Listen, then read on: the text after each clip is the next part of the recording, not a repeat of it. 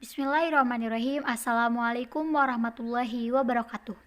Yang terhormat Ibu Dr. Tri Wahyu Agustina MPD selaku dosen pengampu mata kuliah Fisiologi Tumbuhan, Teh Isra Khairat selaku asisten praktikum mata kuliah Fisiologi Tumbuhan, serta rekan-rekan dari kelas 5A yang saya cintai dan saya banggakan. Perkenalkan, kami dari kelompok 10 yang beranggotakan Anissa Hardiani Pratiwi, Anissa Juliani Fitri, dan Fitria Nurmala Dewi.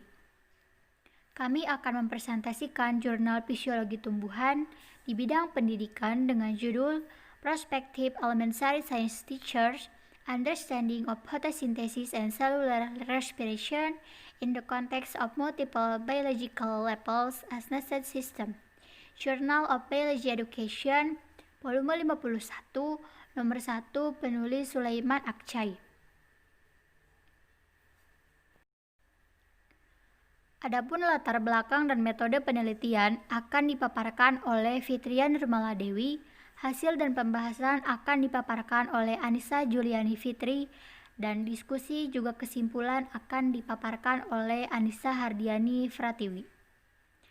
Langsung saja yang pertama yaitu latar belakang dan juga metode penelitian yang akan disampaikan oleh saya sendiri.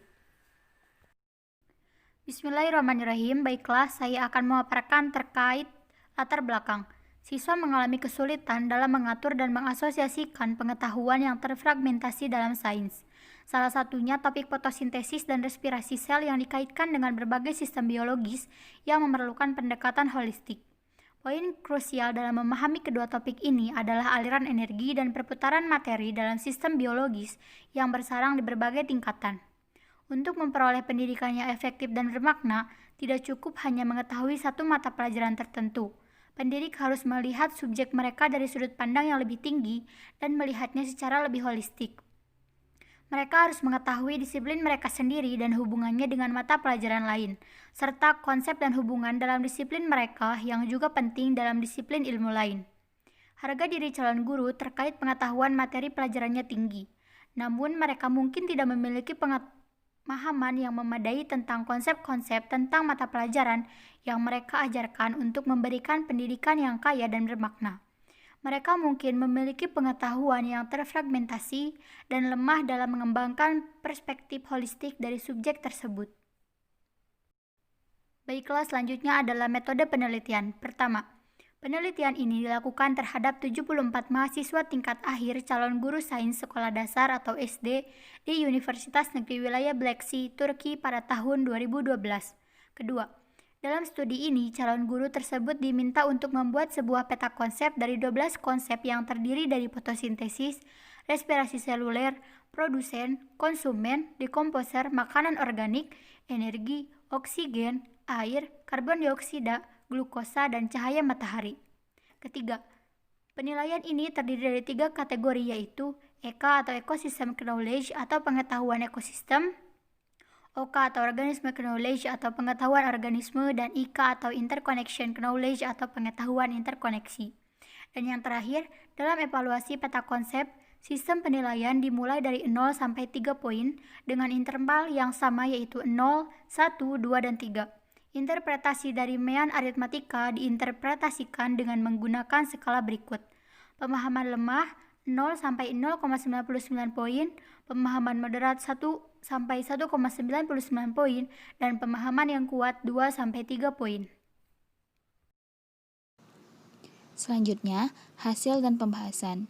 Gambar 2, 3, 4, dan 5 yang akan ditampilkan dalam video ini merupakan gambar peta konsep yang telah dibuat oleh calon guru yang merupakan sampel dalam jurnal penelitian ini.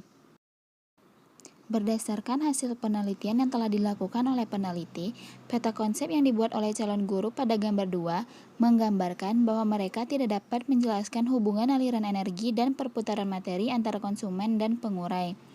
Dan pada gambar 2 juga menunjukkan hanya 26% calon guru yang menyatakan bahwa semua makhluk hidup, konsumen, pengurai, dan produsen melakukan respirasi seluler. Oleh karena itu, sebagian besar calon guru berpendapat bahwa produsen dan pengurai tidak melakukan respirasi seluler, dan pemahaman ini merupakan pemahaman yang salah. Selanjutnya, Berdasarkan peta konsep yang dibuat oleh calon guru pada gambar 3, terlihat pada konsep respirasi sel, calon guru tersebut tampak lemah dalam mengungkapkan hubungan antar konsep tentang respirasi sel. Selanjutnya, terlihat pada peta konsep gambar 4, menunjukkan bahwa calon guru mengalami kesulitan dalam menciptakan hubungan yang bermakna dan akurat antara konsep yang berbeda. Berdasarkan gambar 4, calon guru menyatakan bahwa konsumen di ekosistem melakukan respirasi seluler. Mayoritas calon guru atau sekitar 67,6% tidak dapat menunjukkan pemahaman yang kuat tentang konsep respirasi sel. Berdasarkan gambar 5, hanya satu calon guru yang menunjukkan pemahaman yang kuat pada keenam konsep tersebut. Yang selanjutnya mengenai diskusi. Hasil penelitian menunjukkan bahwa dalam kurikulum ilmu dasar Turki kelas 3 sampai kelas 8, kursus 16 jam sebanyak 11,1%. Dalam kurikulum biologi di tingkat pendidikan menengah, kursus 36 jam atau 33,3% dari total 108 jam kursus disediakan untuk konsep ini. Oleh karena itu, calon guru diharapkan memiliki kesiapan yang baik untuk mengajarkan konsep ini di sekolah negeri saat diangkat menjadi guru IPA. Di sisi lain, kursus 30 jam atau 27,8% untuk fotosintesis dan kursus 15 jam atau 13,9% untuk respirasi seluler dicadangkan dalam kurikulum biologi pendidikan menengah di Turki. Meskipun 67,6% calon guru memiliki pemahaman yang kuat tentang konsep fotosintesis seperti yang diharapkan, hanya 32,4% yang memiliki pemahaman yang kuat tentang konsep respirasi seluler. Dan yang terakhir, kesimpulan. Menurut temuan penelitian ini, calon guru IPA memiliki beberapa kesalahpahaman dan kesalahpahaman mengenai hubungan antara beberapa sistem biologis yang bertumpuk satu sama lain. Meskipun calon guru dapat menuliskan rumus fotosintesis dan proses respirasi sel, mereka mengalami kesulitan dalam mengungkapkan hubungan antara kedua konsep ini dalam hal energi dan siklus materi. Temuan lainnya dari penelitian ini adalah bahwa calon guru IPA yang mengalami kesulitan dalam membangun hubungan antara konsep kehidupan dan non-kehidupan. Di semua tingkat pendidikan, penggunaan peta konsep oleh guru biologi sebagai alat pendukung dan evaluasi akan membantu siswa untuk mengembangkan pemahaman yang Alhamdulillahirrabbilalamin, pemaparan isi jurnal dari mulai latar belakang sampai dengan kesimpulan telah selesai. Mungkin cukup sekian presentasi dari kelompok kami. Mohon maaf bila terdapat banyak kesalahan dan kekurangan.